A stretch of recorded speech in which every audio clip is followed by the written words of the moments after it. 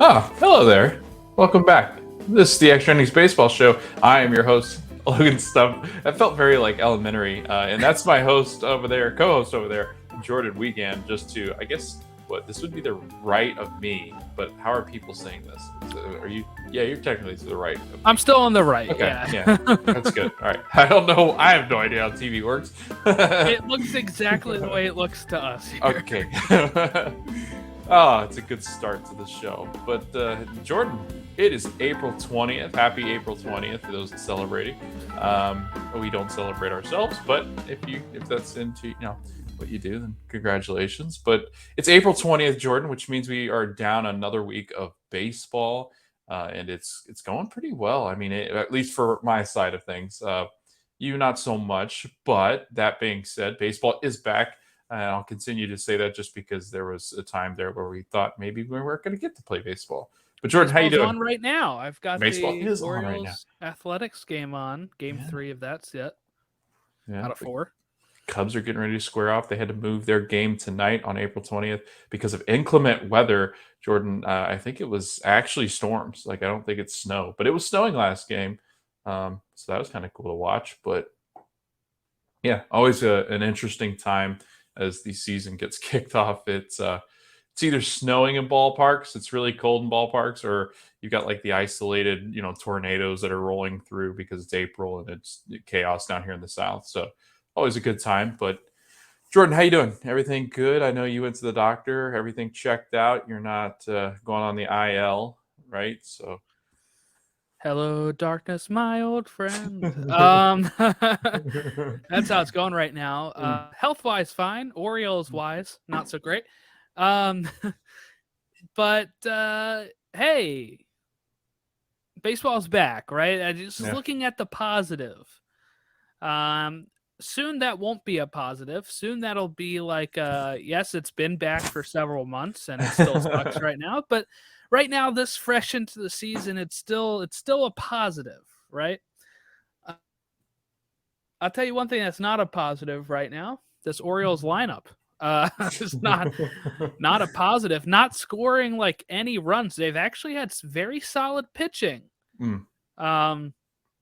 Which was the question mark going into this year. Originally, everybody thought the pitching would suck and the batting would be okay, and it's not the case. So, it's kind of like what up is down and what's down is up and what's left is right, to throw it back to you at the beginning of the show, and what's right is left. And, all this kind of stuff going on right now with this team, which is so backwards right now. And, yeah, ready to get into talking about other teams as well, because maybe that'll bring me some joy.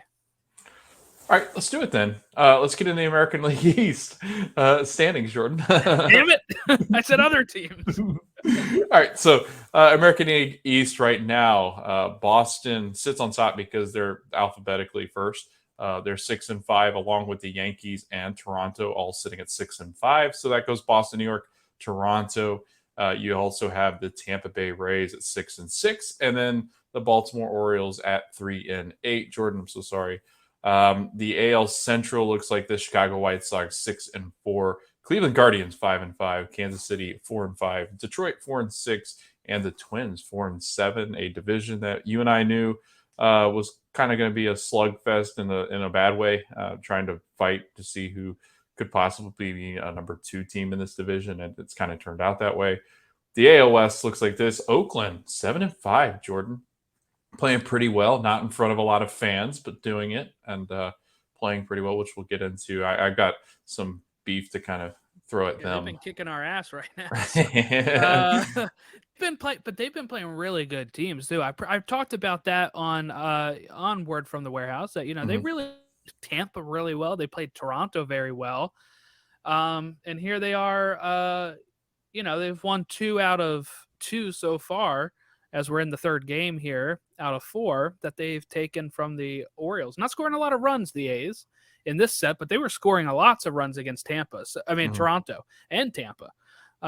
So it seems like their bats can come alive when they need to. This is their first series at home, by the way, too. And like you said, last night it was like a 3,000 fan showing. Yeah, and we'll get into that a little bit deeper because I do want to ask you about that attendance and just talking about clubs that are really struggling. We're going to get into the Reds as well coming up on the show, so I can ask you and see if you got any wind of what the Reds are doing, because I know I get a ton of wind from what the Reds are doing because the Cub fans are always jumping all over Red news. But before we do that, the Los Angeles Angels are 7-5 in second place in the West. Seattle 6-5, Houston 6-5, the Texans. The Texas Rangers, they're 2-8, not the worst in the league. We'll get there. The Mets sitting at 9-3 in the NL East, on top of that division and playing extremely well. We'll talk about the Mets coming up. Washington Nationals 6-7, the Braves 6-7, the Miami Marlins 4-6, and the Philadelphia Phillies 4-8. Not the start they've been looking for. The NL Central, St. Louis Cardinals 6-3. The Milwaukee Brew Crew 8 wins, 5 losses. Man, they've really turned the corner and have looked pretty decent over the last couple of games.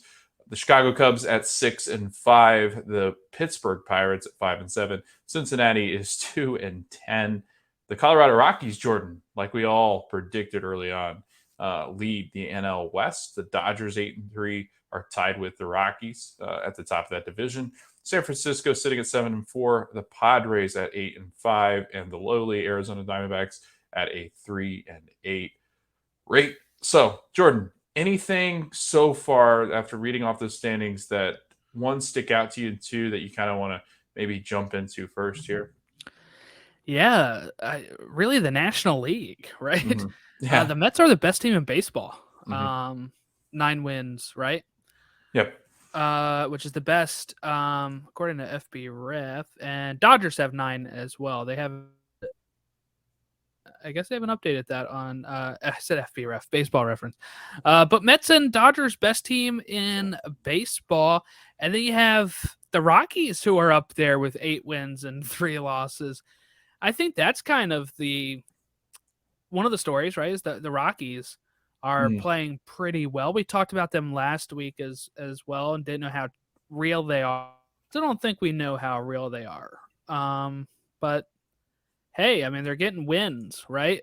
So maybe all those people laughing at Chris Bryant going there might have to kind of reassess there. But talking about the Mets, if we go back to the Mets for a second, 9-3. This is a team that was heavily favored because of all the moves that they made. They've had to go without DeGrom, and their pitching is doing fine. Francisco Lindor, by the way, batting like .310. He's definitely back on track from the disaster of a season year. And I think, part of that is that the pressure is off of Francisco Lindor. All the pressure is kind of on the Scherzer and the new guys, right? Right. Lindor was the new guy last year, and he had to kind of deal with that there, but he's settled in now. He just has to go out there and perform the way he used to perform, and he's got the best batting average on the team with .310. If we're talking about, players that play like every game, that'd be Francisco Lindor.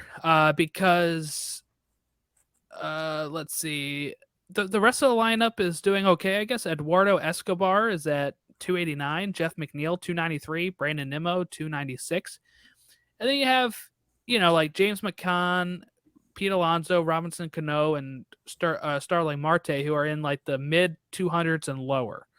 With James McCann batting 136 right now. But yeah, I mean they have some good help off the bench. Mark Canha, who is on the 10-day IL right now, is batting like 381. And Travis Jankowski is batting 375, playing in 7 games and having 16 at bats. So yeah, I mean the Mets are so far looking pretty good. Now we got to remember last year they were in first place for 100 days of the year before falling and not even making the playoffs and not even finishing above 500. But I don't see that under Buck Showalter. And I think just the quality they've had to bring in, eventually it had to go their way, right? This is not the Mets of old where they were, run awfully. This is a billionaire who has money that wants to make the Mets, he's a fan, the best team in baseball.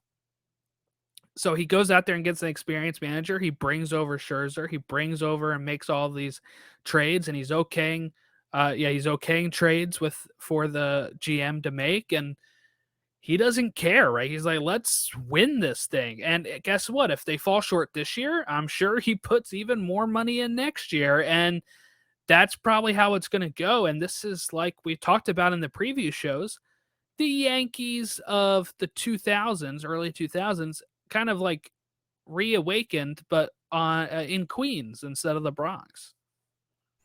Yeah, I mean, I totally agree. It's a team that is also really good in their rotation. Their pitching staff is one of the best in baseball. They have the best ERA overall, 2.36. And these are not so the stats that are read off of Baseball Reference and Fangraphs, they do not update them as the games go on, which is really kind of strange because I think they do in other sports, but I think because baseball, yeah, they're not has live stats. yeah, It baseball drives me has nuts when to, we're doing this.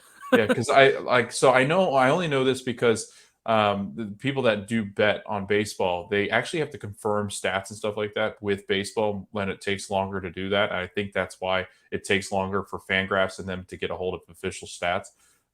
But as of right now, I mean, Jordan, if you're looking at their starting rotation, I mean, Tyler McGill has a 2.20 ERA, Max Scherzer 2.50 ERA, Chris Bassett. I love how the talking baseball guys, let's do that. 0.75 for Chris Bassett. You got Carlos Carrasco, who's at a 0.84, who also was very good with the Guardians. I guess back then the Indians, but I mean, guys that can just hurl a baseball and pitching extremely well. And it's like this team is building something at a core of if you get DeGrom back, I mean, this team ends up being a core that could, take you into years to come. Obviously, with baseball, it's a little different because sometimes you think you've got that core that's going to keep taking you through season after season, and then things happen, and baseball is baseball and comes back to bite you. But again, like you said, maybe this is like the Yankees of the early 2000s where Steve Cohen's out there spending money, tons of money. He's connected to the fans through Twitter. He's connected to being a better baseball team. He's constantly tweeting his thoughts out about the team. He likes getting involved with fans, and he listens, it seems, to fans. So it'll be interesting to kind of see what the Mets do with such huge success this early on in the season. In a division that I think, Jordan, I mean, looking at it, we thought the Phillies might challenge in the division. We thought, maybe on the outskirts, the Nationals, compete. And you think the Braves would come up and be that top team in the NL East, maybe second, best. But the Braves really haven't played as well. And to be fair, I mean, this looks like so far it's going to be the Mets division. And it's really hard to repeat success that the Braves had last season. But then you also got to think back, Jordan, this Braves team, which is pretty much constructed the same kind of way that it was last year, wasn't a team that set the world on fire. I think they had some 80 some odd wins. I think it was 86 or 7. So it wasn't like they were scorching the earth. And I think that this Mets team is scorching the earth right now. And they still could add some more pieces, which could make them even more dangerous. But yeah, so just kind of moving on from the Mets, Jordan, we'll get into I guess how we'll do this is we'll kind of do American League, National League, just because it's easier to kind of sift through the information and talk about the leagues as it is. But the first one that I want to start off with, Jordan, is Miguel Cabrera, 4 away from 3,000 hits. Did they play today? Because that was updated earlier today, and I don't know if the Mets. I guess that should have been part of the actual research itself. Did the Tigers play earlier? I don't believe they did. No, they didn't. They're playing right now against the Yankees. Okay. So this is like the perfect time for him to have 4-hit game because that would really rub it into the Yankee fans. Oh, that'd be great. So let's see. He probably hasn't hit yet. No, because Yankees are okay. All right. So yeah, currently as it sits, Miguel Cabrera, 4 away from 3,000 hits. Jordan Miggy also has 502 home runs on the career. An elite small list of players have only hit that 3,000 mark and over the 500 mark as far as homers. And that list, Jordan, I mean, these are some serious names on this list. You had Hank Aaron, who had 3,771 hits, 755 home runs. Willie Mays, 3,283 hits, 660 home runs. Albert Pujols, another active player that has 3,256 hits with 668 home runs. And Jordan, I think, we're both kind of rooting for Al to try to push 700. It'll take, it'll take a really good season from Al, but I think it's attainable. Eddie Murray, who had 3,255 hits, 504 home runs. Rafael Palmeiro, 3,020 hits, 569 home runs. And Alex Rodriguez, 3,000 hits, 667 home runs. Miggy is joining the ranks with those guys, and that's a freaking good list to be on. Jordan, any thoughts on Miggy and just kind of what he's meant to this game? I mean, hell, he was playing when he was 17. I can remember him playing against the Cubs in the World Series. The dude couldn't even drink beer, or 18 or 19 or whatever he ended up being when they did reach the World Series. But I think he debuted at the age of 17 or 18. I mean, the dude's been around forever and just continues to do it on a daily basis. I mean, pretty much most of my adult life, right? Mm-hmm. I mean, if we see when he debuted his first season, this is gonna make us feel old. 2003, I was so he was 20. It says I was 12, right? So that's how long he's been playing. I mean, he played for Florida Marlins. Is what they were called back then until 2007. Then he joined the Tigers. He won a triple crown, right? I think in 2012 that was where he led home runs, average, and RBI, right? Is that what it is? Yes. Yeah. Yep. So that was 2012 that he led all of that. So just amazing. He's the last one to do a triple crown, by the way.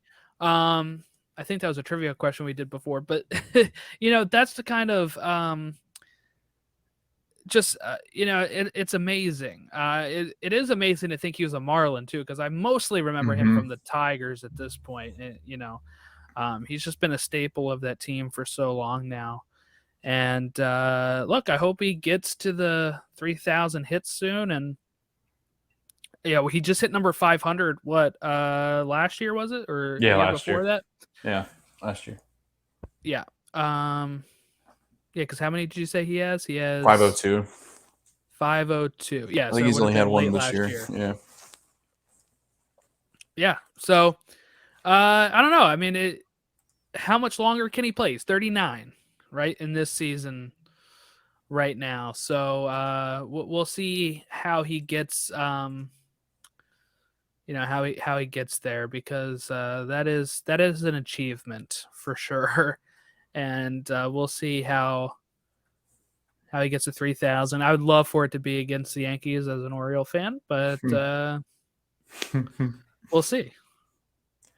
Yeah. So if you look at Miggy's career, 2-time MVP, 1 Triple Crown, 11-time All-Star, 2003 World Series with the Miami Marlins, who were then the Florida Marlins, 7-time Silver Slugger, 4-time batting title champ. I mean, it really is. It's an amazing career. The kid ballot. played. I mean, first Hall of ballot. Fame? Yeah, first ballot. Yeah, I would probably agree. So it is. You know what's weird, Jordan? Hold on. If David Ortiz is first ballot, then yes, Miguel Cabrera is. Sorry. Yeah. No, it was just a good question, prompting. So it was. Watching his career, though, like you said, Jordan, it has been kind of strange, because it's been kind of one of those situations where, for a long time, the Tigers were, not as great. Jordan's celebrating something. I don't know what's going on. The Orioles must be doing something right. You're muted. We clearly just tagged this guy out at home, and the ump called him safe. So I'm waiting for a replay here, and so is Brandon Hyde. Sorry, go ahead. Yeah, I was celebrating because I thought he was dead out, and then the ump's like safe. No, I got it. At least your team is kind of doing something. My team's currently losing 4-0 early in the first, so that's not good. But yeah, I mean, it's just amazing to watch Miggy play. And like I said, I think the hardest thing is that he plays for this Tigers team who've had their ups and downs, but I mean, over the last couple of years, they've not been relevant, and it's been a tough go for the Tigers. But yeah, no, I'm excited for Miggy. I hope he gets it. I hope he gets it at home. I always like it when these guys break these milestones at home. So it's definitely something that I think Jordan and I will be rooting for. But I think that's it, unless you have anything else on Miggy or what Brandon Hyde's currently doing. I think they might be challenging this, but so this is a really good slide, by the way. Mm-hmm. A really good head first slide into home, but it looks like we got him before he touches the plate. What he tries to do is he tries the swim move, right? Yeah. So his arms are both heading towards the bag on opposite ends. And our catcher was aiming for his chest instead of the hands. But it looks like he does touch his arm before he actually hits right there, right before it's, and then he hits him in the head. So sorry for the live play-by-play, but I think he's out. It looks like he hits his arm right there before he hits the head, and that's before he touches the plate. But they're gonna, I don't know if it's enough for them to overturn it. Jordan says it is. I say it is. It looks clear as day, but yeah. They don't call us for the calls, unfortunately. But if they did, Jordan has them safe. I have them out. No, let's move on to Byron Buxton, Jordan. And Byron Buxton goes sliding into second base and suffers a leg injury in the first inning of the Twins' 8-4 victory over the Red Sox on April 15th. Jordan, I was watching this one live, actually, and if you slow down the replay, it does kind of look like that ACL. And you probably know what I mean when I say this. It almost looked like a rubber band. Like it looked like it kind of like when he slid on it was like pop. And it did. I mean, I thought he gets up immediately, he calls time, and he slams his helmet and his fist down on the ground, like in just complete anger and distraught and just upset with what was going on. And the reason why, Jordan, people might be going like, what's going on with that? If you're not a big Twins fan, I guess you don't know this. Jordan, this will kind of be a fun trivia game for you. When was the last time that Byron Buxton appeared in 100+ games? He's out. They got him out. Right. He was out. Yeah, he's hurt. Yeah. Oh, yeah. Okay. No, sorry. When was the last time? What year did Byron Buxton last play 100 games plus?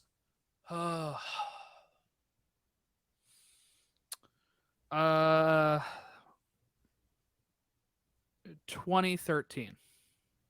Wasn't in the league then. So maybe he played 100 plus when he was. Yeah, maybe 2015 is when he debuts. Jordan, there's your hint. 2015 when he's debuting. I'll say 2015. Dang, no, you're wrong. Jordan, he's only appeared in 100 games one time in 2017. That's 2017, 140 games. Yeah. But okay, how many times in the minors then? Do you know that? Over 100? Yeah. None. Do they play 100? No, I'm kidding. Do they play 100? Mm-hmm. Some of them do. Okay. All right. Let's go 2014. No, I nailed it with 113. Man, you're so smart. Look at you. I mean, 2013. Sorry. 125 games. Then in 2014, he had 31 games, and then 2015 he had 72 before he got called up. Yeah. But yeah, so I guess he had an injury maybe in 2014. I don't know. Yeah. So I mean, it's been one thing after the next with Byron Buxton. And it's sad because he says got such a high ceiling. He actually signed a 7-year deal worth $100 million over the offseason because they do expect him to be a cornerstone of this franchise. And he is only 28. I know that's not completely young. It's pretty old when you're getting up there into that prime numbers. Like 30 is like when you start to kind of like you need to be hitting your stride. That's when you're prime years are starting to kind of run down and dwindle, and he's almost there. And Jordan, I can actually tell you, in 2015, Buxton made his much anticipated debut and then missed nearly 2 months of the season with a sprained left thumb. In 2016, Minnesota was heading to one of the team's worst seasons in the franchise, and he had a knee contusion and back spasms that made him miss time May and August. In 2017, his best season that he played, he had a groin strain and migraines. In 2018, he had migraines once again. He also missed time due to a strained wrist and a fractured toe. He then kept he kept injuring his toe in rehab starts. In 2019, he had concussion-like symptoms that cost him the season, and also bruised wrist for most of the year. He only played 87 games. And in 2020, he was carted off in left field with a left foot sprain as they were ramping up to this season. And then 2021, Buxton was off to a torrid start and then had some hamstring issues and a hip strain. This guy's like a walking medical bill. I mean, it's so sad. Like it really is, and I think Jordan could be one of these premier players in the league if staying healthy, or if he stayed healthy. I mean, in 2021, he only played 61 games. Jordan, he had 19 home runs, 32 RBIs. He had 23 doubles, 72 hits, and just 234 at bats and 235 at bats. And it just, I mean, it's really sad. He's got a hell of a glove. He's got great range. He's one of the top players in this league. And the Twins just signed him for 7 years, $100 million. Jordan, like, I mean, do we ever see a full season from him? I mean, what do we expect? Is this a stupid move by the Twins? Like, the reason why I put this on the show notes is I just feel like this was just not a really good move for the Twins. They also did the weird thing with Carlos Correa where they signed him for a year and then he can walk. Like, what are the Twins thinking as far as financially? I mean, are these smart moves? Are the Twins, or are they just making signings to kind of amp up their fan base? Well, I think you had to. I think you had to lock him down, for the fan base. I mean, everybody loves Byron there, right? So if you let him walk, you risk the chance that he gets healthy somewhere else, right, and fulfills potential. Yes, he is injured a lot in his time here. He's back to playing already, right? I think he was out a week. I thought he was out a week. I thought I just saw him batting somewhere. Maybe I don't he know. was. Maybe not. I'm not really. I was watching a game and they did show on the screen like all of his injury history, and I forget what game I was watching, but they showed that.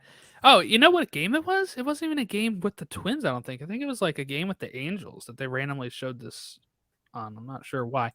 But yeah, that's something that they actually had like all of like his areas like circled and highlighted, and what the injury was and what year it was. But I don't blame them for doing this. Look, I mean, all of these clubs have so much money that they could actually spend that they don't want to spend. So I'm happy he got his money, and hopefully they just get somebody that can help him get healthy and stay healthy.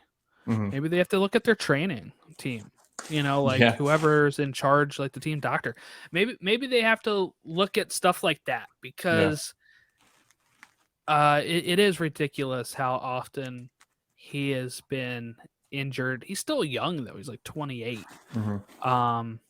But yeah, I mean, he's somebody that you need healthy because, like you said, 140 games in 2017, 28 in 2018, 87 in 19, 39 in 2020, but that's out of 60, right?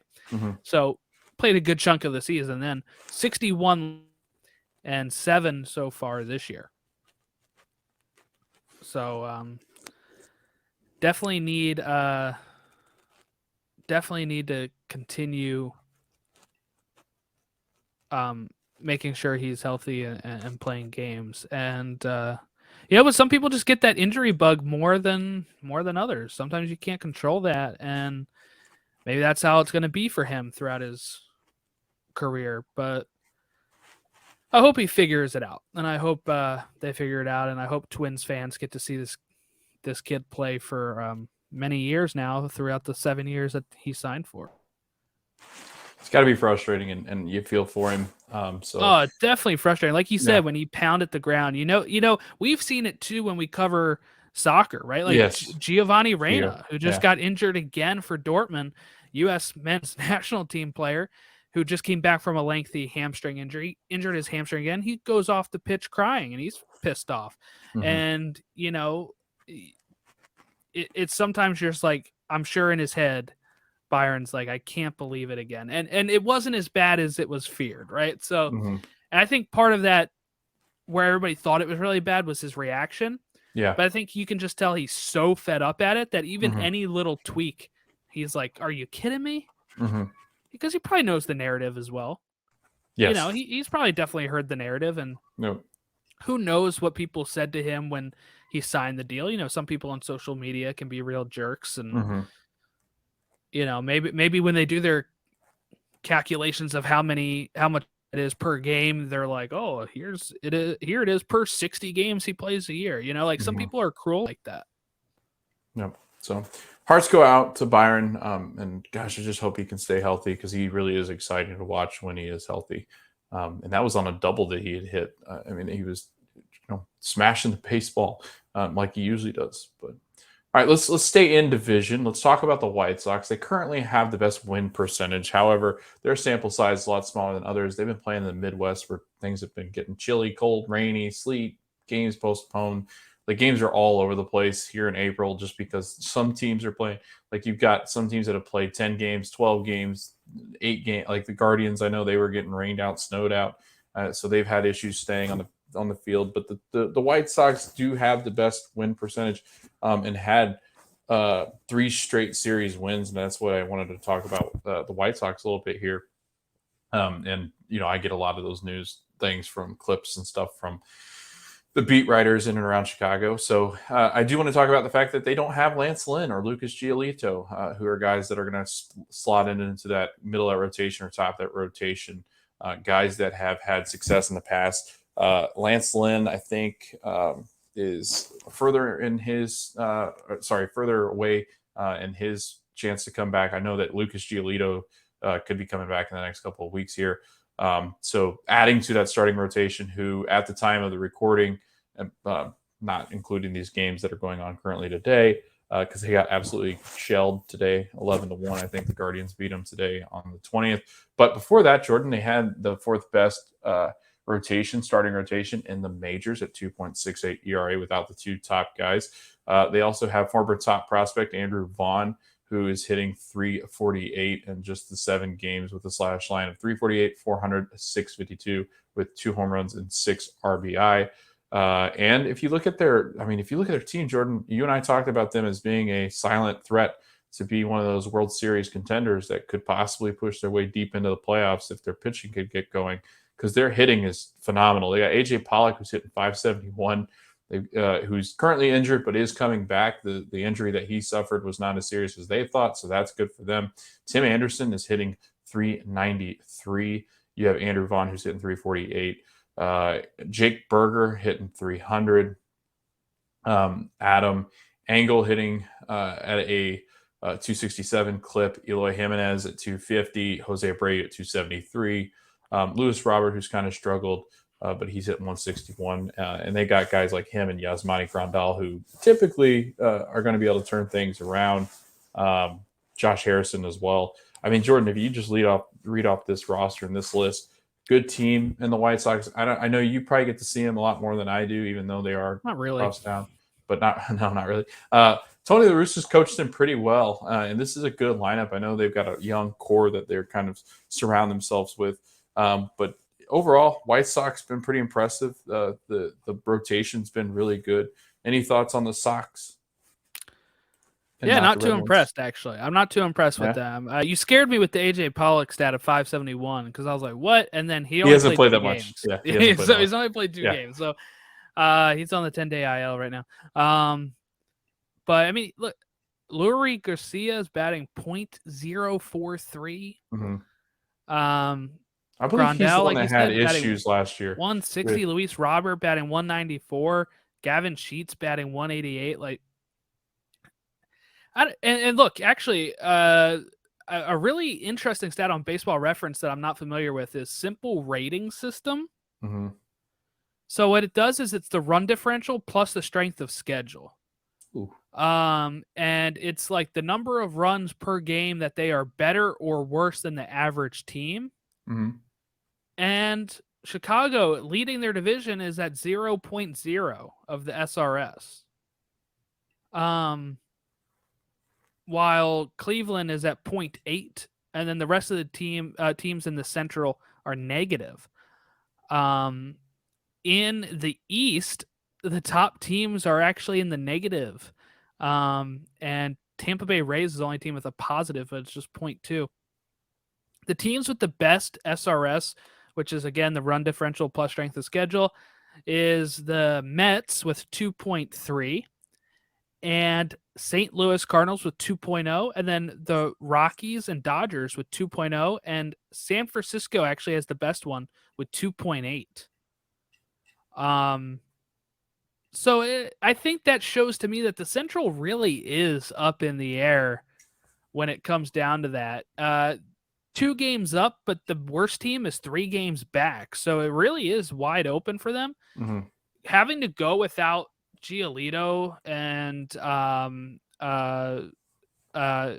else did you say? Lance Lynn. Lance Lynn. Yes, that's going to be rough for them, I think, for the time being, right? Mm-hmm. But they'll eventually be okay. I still think they'll win this division. I'm just going to say, but I think it might be very similar to last year where they win the division and then just don't really have much to show in the playoffs. Yeah. So. Yeah, it'll be interesting. I think they could use a couple more pieces. I don't know. The Chicago's really always had a tough time adding pieces when they do add at the deadline. It didn't work last year for them. So you kind of wonder, is there anything that could work for them this year? But as the deadline approaches in July/August, we'll kind of talk about what could be added and pieces that could be added. But right now, I mean, you're just kind of trying to figure out what these guys are doing. We're only 11 games in for most of these teams on average. But moving on, we'll move into the AL West where it's absolutely crowded. You look at the Houston Astros, the Athletics, the Angels, the Mariners. Jordan, we thought that this division had the chance to be strong, but not this strong. I think we're kind of surprised by obviously Oakland playing the way that they are in the rebuild that they're going through. A lot of people were saying that Seattle would regress back to more of a mean because they outperformed and got lucky and some of the stats and underlying numbers did not favor them last year. But Jordan, if you take a look at the standings right now, I mean, you got Oakland who's sitting top tied with the Los Angeles Angels. And then you got Seattle and Houston tied at 6-5 in that second spot. I mean, this is a good division, and I like watching this division. This is a fun division to watch. If you really like offense, like this is a great division to kind of plug into. I mean, you got guys that are absolutely crushing the ball, especially with the Angels. The Angels have been a lot of fun to watch so far this year. Mike Trout, a little bit of a scare this last week. Was it a ball to the hand? I believe it was that he got hit. Yep. Yeah, and they said it sounded like bone crushing. The way that it hit him in the hands. But bounced back from it. He's playing again. But man, they're getting good performances by a lot of these guys. You got Matt Duffy, who's hitting 364 in 8 games. In 7 games, Jack Mayfield is playing or hitting 360. You've got Tyler Wade, who's hitting 360, who's played 12 games. So that's been a huge highlight. Jared Walsh has been tearing the cover off the ball, 314. Brandon Marsh has. Can I ask you a question about the Angels and Joe Madden, since you have experience with Joe Madden? Oh, do you know what I'm going to ask? Yes, I do know what you're going to ask. I forgot about this on the show notes. Okay, so they're losing. Yeah, they're losing already, and bases loaded as who walks up? Corey Seager, right? Mm-hmm. Is that who it was? Yeah, it's Corey Seager. Yeah. For the Rangers, steps up, bases loaded, and Joe Madden decides, let's intentionally walk him. And you can even see Trout's confusion as if you watch his reaction as he looks at each base. Like, wait a minute. What was your thoughts on Joe Madden doing this? Is this something that you think maybe he, I don't know, outsmarted himself here? They did win the game. Afterwards, he said it was some sort of way to get their mojo going, which I think is just revisionist. Because if it doesn't work out, what's he gonna say, right? Like, Yeah. it's kind of hindsight is 2020 at that point. At that point, he can make up any excuse because it worked, or not really that worked, but he won the game. Mm-hmm. What are your thoughts on it? And is there any player right now currently playing that you would intentionally walk with bases loaded? To answer that last question first, Seiya Suzuki. No, I'm kidding. But no, there's not a Barry Bonds in this game anymore. I think the closest thing to it would have been Mike Trout a couple of years ago, but he's kind of not been as great as he once was. So no, and I don't think there really is anybody besides that Bonds era. Maybe he might have been the only player in history. Maybe Ruth back in the day where you just didn't want to do it and face him. But yeah, no. I think there's nobody in this league that garners a walk when you're losing by one already, and I just don't get what the. But Jordan, I can tell you, Joe Madden's thought process, like it sounds just like what the crap he used to pull with the Cubs. He almost lost us a World Series. And I'll continue to beat that drum where people go, well, a lot of things happened in that World Series. Yeah, but Kyle Hendricks was throwing a great game, and he decided to get cute and throw John Lester in.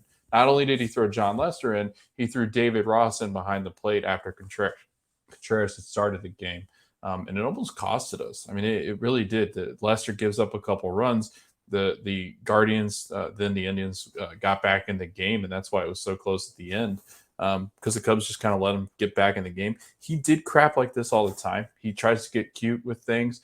And while I love Joe, and I think that he's part of the reason why they were so successful in 2016 and 2015, there were more years and more things that made you scratch your head. I mean, there were a lot of times I felt like Mike Trout, looking at opening day rosters or looking at lineups that he would throw out there, or he was the one that was also implementing that pitcher hitting eighth crap so many times, more than so than not. You get to the eighth spot, and of course there's the pitcher sitting, and you're like, well, that's wonderful. It's like there's times where he tries to outthink himself, and I think it gets him in trouble. I hated this. But that being said, I mean, the Angels are playing well. And I think the biggest thing with Joe is he creates a environment of being loose, and I think guys like that, and I think that's why they play well. There's no doom and gloom with him, where I think there are other managers that are very much like that. So I think that's where they get the success from. But again, it just kind of answer your question a long-winded way. I don't get Joe, and I never will. Thank you for 2016, but there were a lot of times where, I think the Cubs could have been a lot more than what they were. And I think part of that was because of him. So I think it's stupid. I think anytime you're giving up an intentional run, is hurt you. Because who's to say that you don't strike out Seager or ground out or whatever? You're giving up a free run that at a time I think they were losing by 3 or 4. That made it 4. I think. I think it was 6-2 when they walked them in, and then they came back and won 9-6. But that is something that I think could hurt the morale of the team. Of we're going to walk this guy in because I'm too scared he's going to hit a grand slam off of us. And especially, I think I heard somebody say, like, Mike Trout, in a reaction to that gif, Mike Trout is looking around thinking, if that hasn't happened to me before, it shouldn't be happening at all. Right? He is the only player, I think. I wouldn't intentionally walk Seager because I'm worried he's going to hit a grand slam. I mean, he's not really known for, I've never really thought of Corey Seager like, oh man, we got to walk him because he's just going to hit one on us, so that's where I kind of stand on it. I think it was kind of a dumb move that he gets to kind of wash away a bit because his team kind of bailed him out. Yeah. But yeah, I mean, looking at the West, though, I mean, the Oakland A's are surprising. You talked about the A's some there. The Houston Astros keep doing what the Houston Astros do. They're getting starting pitching like always. But well, I want to say last time we recorded, they were 4-2. They're 6-5. That's So true. they've gone 2-3, right? Since Yeah. we last spoke. Yep.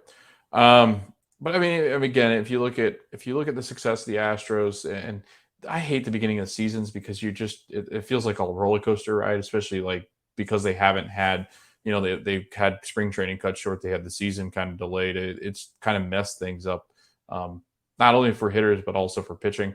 The pitching hasn't been too sharp for some of these teams. Bullpens, especially bullpens, have been getting absolutely rocked, just because I think the consistency is not there. But overall, the AL West, I mean, it's been a lot of fun to watch. Mariners have been playing okay. But again, a lot of these teams, you need to get into like a full month of baseball before you can really start to kind of place these teams where they belong, just because I think there's so many moving parts and injuries. Altuve actually got hurt for the Astros, so he's going to miss some time, which isn't good. But everybody in the West pretty much playing pretty well, and except the Texas Rangers, who almost spent or who did spend over $500 million on middle infielders. That hasn't panned out very well. So, any last thoughts on the AL before we move into the East? Yeah, I was just gonna say with what you mentioned about the Rangers, like I kind of said in the previous show, I think that's more of a move for the next few years. So I'm not too concerned about that. Apparently, Seager's doing so well that they were scared to throw at him with bases loaded. So something's working. Working. But with the AL East, one more time before we head out, Tampa Bay started out 3-0 against the Orioles. They've since gone 3-6. So they've had some tough go recently as Tampa Bay. So we'll see if they continue their what they had won the AL East 2 years in a row. Let's see if they can continue that, because it's pretty rough on them right now. AL East, the teams have been kind of disappointing right now, 6-5, pretty much all the way down. And Toronto's been, while we talked about how much they score runs, I mean, actually Tampa Bay is scoring Toronto, and so have Boston. So even with all that firepower that Toronto has, Yankee fans are not very happy. This Yankee team couldn't even take 2 out of 3 against the O's. They would only win 1. I don't know how much longer Aaron Boone or Cashman can survive. Yeah. As the leadership of this team, because they are not putting together a good roster on Cashman's end, and then Boone keeps messing around with the lineups, keeps giving people rest days, and it's throwing off any momentum that they gain, and not really what you want to see as a Yankee fan. So Garrett Cole didn't have it last night at all. He pitched 1 2/3 of an inning. So we'll see how the Yankees continue doing, but they're actually reasonably in a spot for a division title, even with all the doom and gloom of Yankees Twitter and stuff. So AL East really still up for grabs right here. All right, let's go over to the NL East then, since we're talking East. The Mets we've already discussed in length, so we'll skip over them for now. The Phillies, Jordan, 4-8, not playing that well. Their pitching's not good. Their hitting has been below subpar. It feels like, again, the Phillies are just set up for having a disappointing year. And we thought they were a team, Jordan, I know, especially you thought that with that offense that they could make some noise. They were they were also a team that was threatening a wild card spot last year, but they kind of dipped and fell off the map. Harper hasn't been as healthy, and he hasn't hit it as well as he normally will. And that's kind of concerning, because I think it's a hand or an arm issue that he's maybe a shoulder that he's dealing with. He's hitting 222 currently. He only has the 2 home runs. And I think there are some concerns for Bryce. I think there's some concerns, one with their defense, because their defense has just not been good. Their pitching has really struggled. I mean, this is a team that right now, Jordan, I mean, I think you're looking at how much money they spend in the offseason to bring in Schwarber, to bring in a guy like Nick Castellanos. Those are guys that I think they thought were going to do extremely well, and they just hasn't kind of panned out here early in 2022. Yeah, the Phillies are the Phillies, right? I mean, it seems like this for them. I remember people kind of talked them up last year. I mean, they might go on a run in a bit later. I mean, how many games have they played at home? I'm trying to look at that stat. Do we have that stat? Yes, we do. Hold on, let me locate it. So they've went 3 for 3 at home and 1 and 5 away. So they're actually playing more games. No, they actually play the same amount of games home and away. The home field advantage for them now is going to be the shorter field, the home run hitter friendly field. So that's what they're going to need to kind of rely on. Away from home, I didn't realize they were that bad. 1 for 5. It's not great away from home right now, and that's really where they need to improve in order to move up the ranks here. But yeah, I mean they need some help. They've given up 61 runs, by the way, and have scored 48. Mets have scored 59 and given up 30, so they have a really good run differential right now. And Philadelphia with a negative 13 run differential. The Braves have a negative 14 run differential, and the Nats all the way up there in like second has a negative 10 run differential as well. So what I see from that is Philly needs to score more runs. They probably also need to give up a few less. Yep. You expect it from that high potent offense. They did get 9 runs, I think, today. I didn't end up seeing the final of that game. Well, it is, and again, it is April. Yeah. They're in the Northeast, so once it gets a little warmer next month, the ball is going to start flying out of that ballpark more than it is right now. Yes, they scored 9 runs today against the Rockies, 6. We also don't know how good some of these teams they faced are. You know, like they faced the Mets recently, and now they face the Rockies, who are doing pretty well. So we don't know how much of it is that, and how much of it is, you know, the fact that it's just their pitching sucks. I mean, we don't really know. Their pitching's been okay, I guess, but they won the game today after they came from behind. They did hit some home runs today. They got Schwarber and Castellanos hitting some home runs. Bohm hit a home run and Camargo hit a home run. So they're hitting some home runs now, which is what they're going to need. And I'm sure in May, in June, and July, they might start cranking up a bit more, and you'll see some of this team get hot, and they'll probably start really outscoring the other team, which is what they're going to need. But right now it's going to be rough for them until they kind of get to that warmer weather, I think. Yeah, definitely. They're going to have to outscore teams, like you said. Their staff's just not good. It's decent, but it's not going to get you over the line. I think they're going to struggle for some time, and especially with that defense in behind them. So let's talk about the Braves, the former World Series champions, the reigning World Series champions. A couple things here, notes of interest that I think Braves fans, one, will be a little bit sad about. Two, they'll be a little bit happy about. Freddie Freeman, home run against the Braves, his first of the season for the Dodgers. And we'll talk about the West a little bit, but not too much. I do want to talk about the Dodgers. They're sitting 9-3. They're currently the best team tied for the best team in the NL with the Mets. But Freddie hits his first home run as a Dodger against his former Braves. Story you can't write any better, I think. But a home run in his first appearance against the former club. And then, Jordan, he homered again today, making it 2 against his former club. Another thing that was kind of fun, Kenley Jansen, in the game that the Braves did win, had the save against the Dodgers. So it was like the formers doing well against one another. But Freddie, as classy as he can do, I think Freddie was basically in the sense of going, I love my time there. But it's a lot of fun playing here in LA. His quote was, "There's no storyline or anything like that. There's no poetic justice or anything like that." And then he goes on to say, I love the Atlanta Braves. I will always love the Atlanta Braves, but I'm happy I was just able to help the Dodgers win a game tonight. I think people are expecting to come out and go, screw off Atlanta Braves front office and everything else. But classy Freddie, just kind of speaking his heart.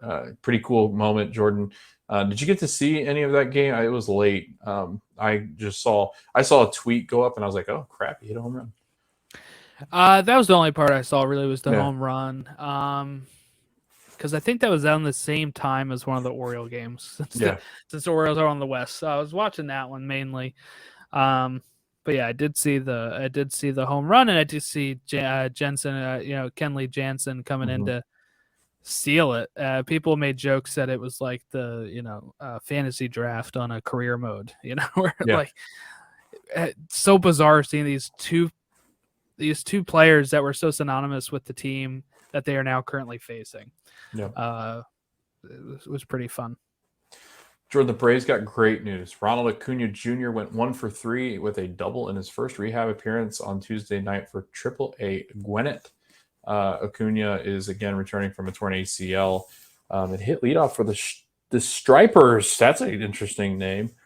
Flying out to center field, and his first at bat doubling off the wall in right center, and his second about hit it out, and then finishes his evening with a ground out to third. But looked healthy, looked good. And Ronald Acuna Jr., Jordan, you add this guy to the Braves lineup, and just kind of some stats from over the last couple of years. In 2021, he hit 283 with a 394 on base percentage and a 596 slugging.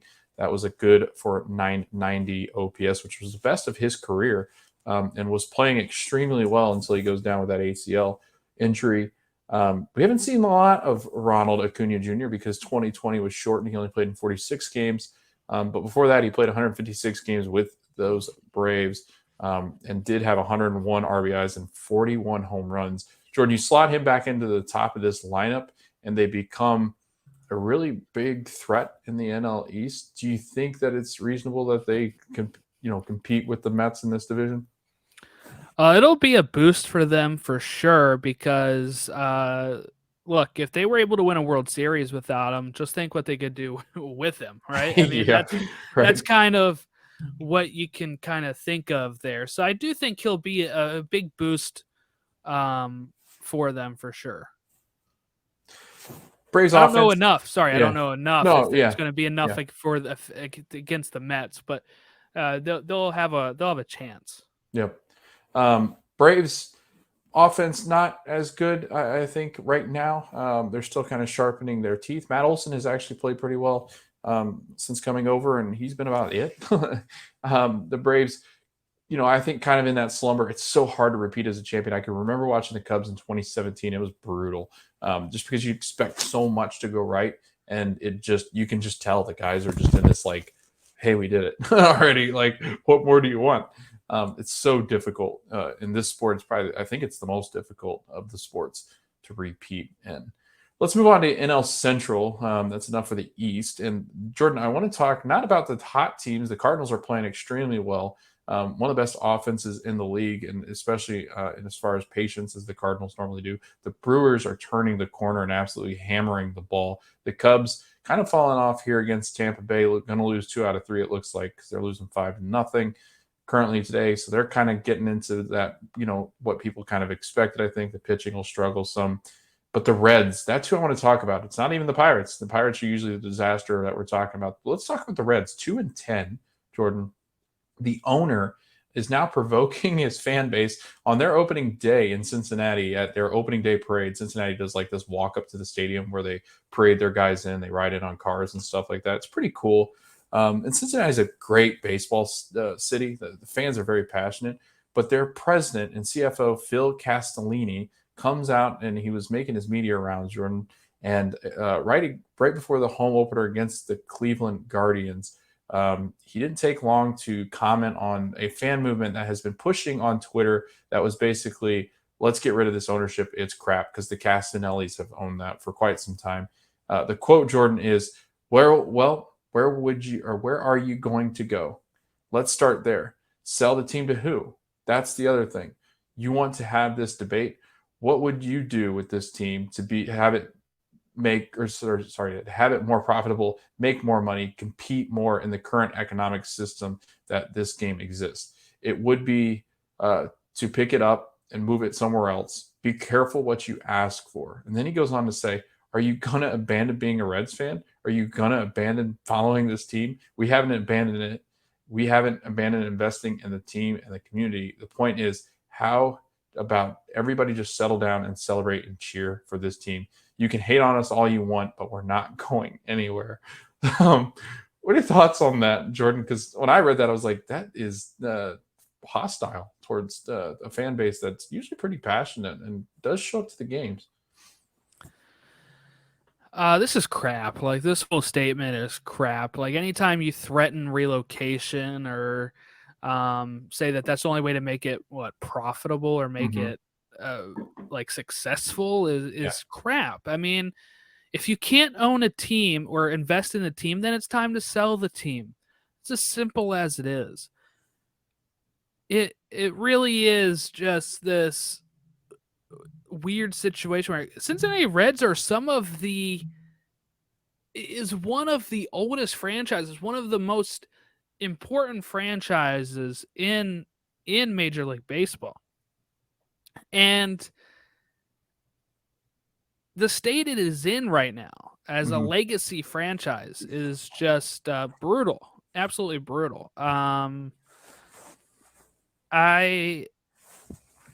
I hope the fans do continue whatever they're doing to protest. Where are they going to go? They're just not going to watch baseball.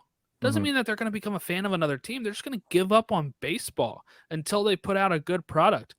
I wish I could say that they'd go watch FC Cincinnati, but that's just in a bad state You don't do that as the Reds are. So they're probably going to become really diehard more Bengal fans because the Bengals have a great future ahead of them right now.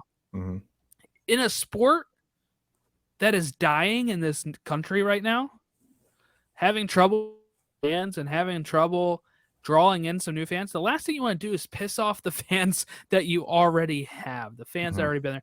Now, I can't imagine as a Reds fan, if I was a Reds fan, I can't imagine either switching teams or not watching. Yeah, I mean, I've put up with a lot of really bad Oriole teams, and it's because they just mean a lot to me. And yes, I can be angry and upset with the ownership and stuff, but I don't think I could ever stop watching. So that's probably partly on me as well, because I'm sure there's Reds fans that are like that as well.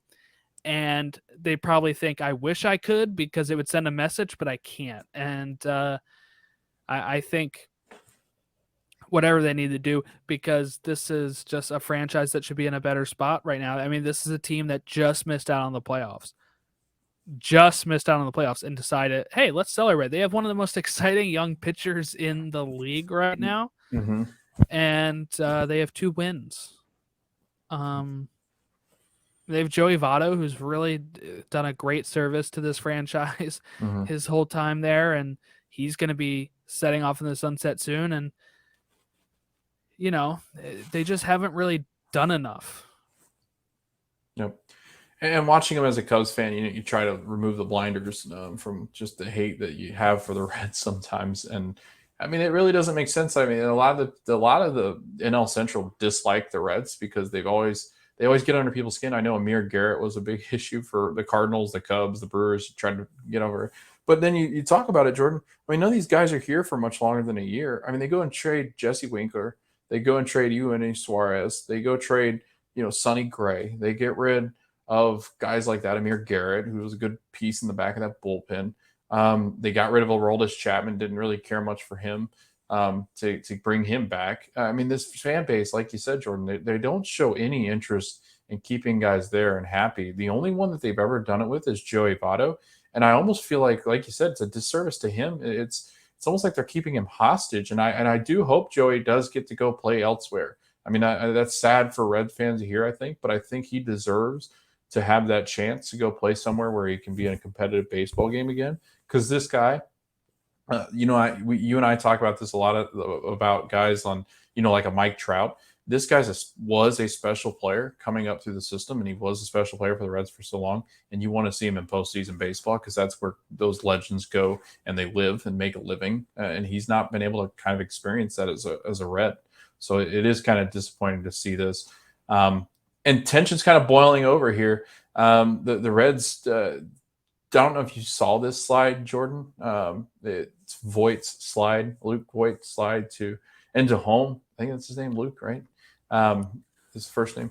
And the Reds are upset. Tommy Pham, who was a former Padre, where Luke Voigt currently plays, said, "I don't like it at all. The way that Voigt's hands hit Stevens in the face, it was dirty. If Luke wants to settle it, I get down really well. Anything, I think it's Muay Thai or whatever.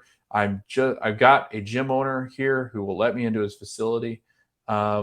The Reds tempers flaring slide. Jordan, did you think it was dirty? Have you seen the slide? What are your thoughts on the slide by Luke Voigt? Yeah, it's dirty. Yeah. I think it's dirty. You could really hurt that guy's neck, man. The way he slides it. I get what he's trying to do. I don't think he meant to do it that way. I think he was trying to push him. Yeah. Right? If I can push him, I can get in there, but it ends up being real close to the guy's head and kind of like going where his arm is into his neck. And it looks uncomfortable. It doesn't look fun. And ultimately, he's out, right? Yeah. I mean, he gets tagged. I don't understand. He wasn't really if anything, you try to swat the glove, right? You try to swat the glove to get the ball to drop out. You know? I feel like you're aiming it at the wrong spot there, hitting him in the head. Tyler Stevenson did suffer a concussion from this slide too. So it wasn't like it was, one of those bang, bang, and it was just like gets up and he gets in the face. I mean, it hit, the head goes back, it hits the ground. I mean, he looked bent out of shape. And I mean, it was dirty. You don't throw your hands up. Your sliding is enough. The only time you ever really throw your hands up if you're bracing to go like this, but it was clearly he comes down, like he's coming down to swat, and you don't do that. That's not natural in any kind of slide you would ever do. So it is. I thought it was dirty. I thought it deserves suspension. He kind of goes in pretty high too as he's sliding. He goes in a high angle, which is often taught to people who are trying to get into people to put some cleats into them. Not saying that was his intention, but that is, that's going to happen when you're coming in at such a high angle that he did in that slide into home. And they've tried to protect catchers because catchers are pretty much defenseless. They're kind of like quarterbacks. They don't really see what's coming. And he really just didn't have time to react. But I do want, before we kind of wrap up the show and kind of go, I do want to talk one more topic on the NL West. We talked about the Dodgers absolutely on a tear, 9-3 currently, sitting on top of the NL West. Colorado Rockies at 8-4, the San Diego Padres at 9-5, Jordan, and the San Francisco Giants at 7-4. Really good teams here in the West. And you and I talked about this. Like, this could be a team that has three teams that enter the playoffs, especially if the Giants can keep par. We didn't expect the Rockies to be as good as they are. That might change depending on how the season goes. Their pitching has been good, but it wasn't expected to be this good. Their lineup has crushed the ball. But Jordan, I mean, as far as the NL West, if you're looking at the teams here listed, is there like a clear favorite out of the? I mean, are we still thinking the Dodgers the clear favorites to win this division because they've kind of just owned this division? Or do you think that somebody like San Francisco, Colorado, or San Diego can really put a stop to this Dodger run, especially with the way San Diego pitches and San Francisco pitch? I think you can't doubt San Francisco. San Diego, I guess I'm more of a you have to show me because they've kind of been in this position before. Colorado, I will see. I think they will fall backwards a bit. So especially once these teams start playing each other, I don't even think Colorado's really. I know that they've played the Cubs, they've played the Phillies. Think of all the teams they've played. I'm not so sure if they've even played that many.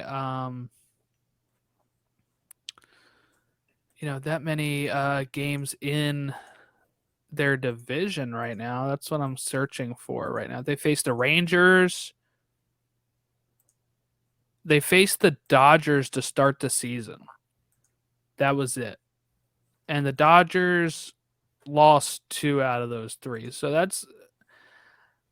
That's the only game that they've played. Those are the only series they've played in division. So I guess we'll see how it goes from there for the Rockies. But I think the Dodgers are going to win this division, but I wouldn't be so sure that is a lock. I think San Fran can do it. I guess technically San Diego can do it if they hang around until Tatis is back and he stays healthy. But ultimately, I think it'll still be the Dodgers. All right. Any last thoughts on the NL before we kind of wrap it up and get going? Well, to wrap it up right now, I just wanted to say that I saw this cool stat on a game that's playing right now. So the Angels scored 6 against Houston in the first inning, and Shohei Ohtani is the first starting pitcher to bat twice before taking the mound in any game that Baseball Reference has play-by-play data for. I love that. It's nearly 100% complete back to 1960 and mostly complete to 1925. Wow. So pretty good because they batted around in that first inning. So he got to bat twice and they're on the road, and then he went out there to pitch. So that's how that happened. That's from Jeremy Frank on Twitter at MLB Randoms. People are interested in locating that. I love random stats. They're fun. Especially baseball. I feel like that's why I like the Kirk Gin ones, because I feel like they're so bizarre, because baseball can be so weird at times. I don't know. Baseball's a random sport. I love their random stats. But yeah, Jordan, you should find a random stat every day. Every single time we record. That Orioles scored a run, by the way, so I'd like to wrap it up with that. Okay, good. So the Orioles scored a run. What's the score currently? 1-0.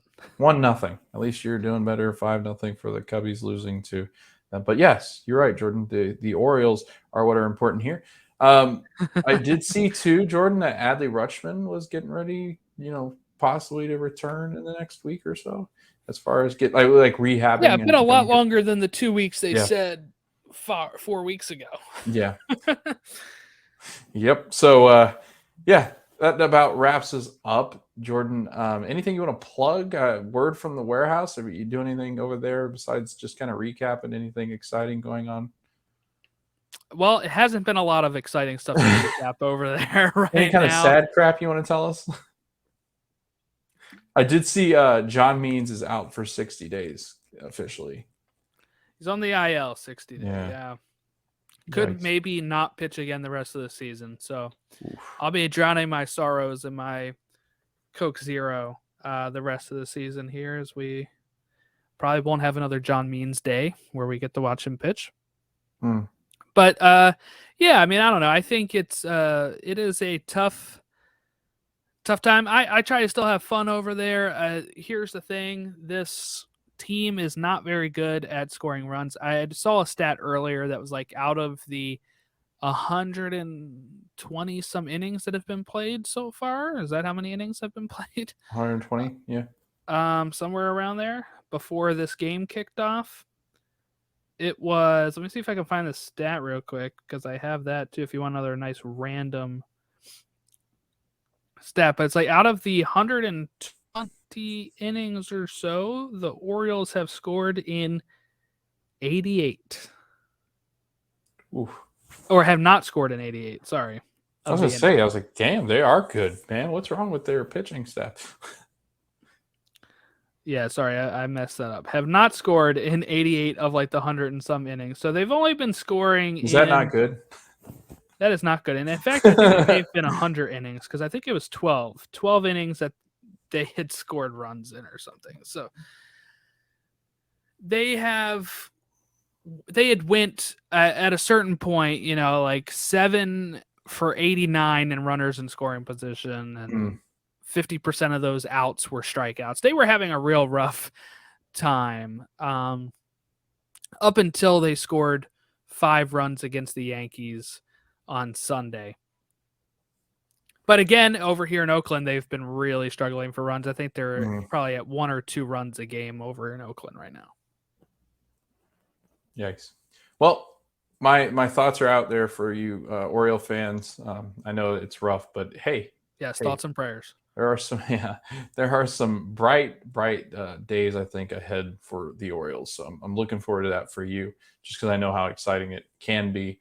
Looking for those young guys to start to kind of come up, especially when some of these guys start to hit. You're like, all right, this is great. Like this is a lot of fun to just. I finally have something to be excited about again, and even though it's July and we suck, so it's cool. But yeah, thanks for listening. If you like this show, please rate, share, like, subscribe, throw some reviews up if you really If you want to record an episode for us too, you can do that. Yep, exactly. So if you want to hear Jordan's musings about the Orioles, you can go on the Word from the Warehouse over there on Spotify or anywhere you get your. It looks like a lot of Apple podcasts for a lot of these episodes, but you can find us anywhere there's platforms that you get your podcast. You can find me talking about the Cubs and our demise here in the next coming weeks as we're starting to kind of slow down a little bit. And the Cubs Courier is where you can find me talking about the Cubs. Yay, good stuff there. There's some ivy in there growing in behind us. Hopefully it's not poisonous because I'm allergic. And you can find us, the Extra Innings Baseball Show, anywhere you get podcasts. We really appreciate you listening to us. You can find us over on Facebook at Extra Innings Baseball Show, Twitter, Extra Innings Show, and at Instagram, you can find us at Extra Innings Baseball Show. I have been your host, Logan Stump. That is Jordan Wiegand, the key keeper for Camden Yards. Turn out the lights, Jordan, before you head out because the Orioles are currently not going. Well, yeah, there you go. At least somebody's hitting the lights out over there in Camden. Thanks for listening and have a great rest of your week. Enjoy the baseball.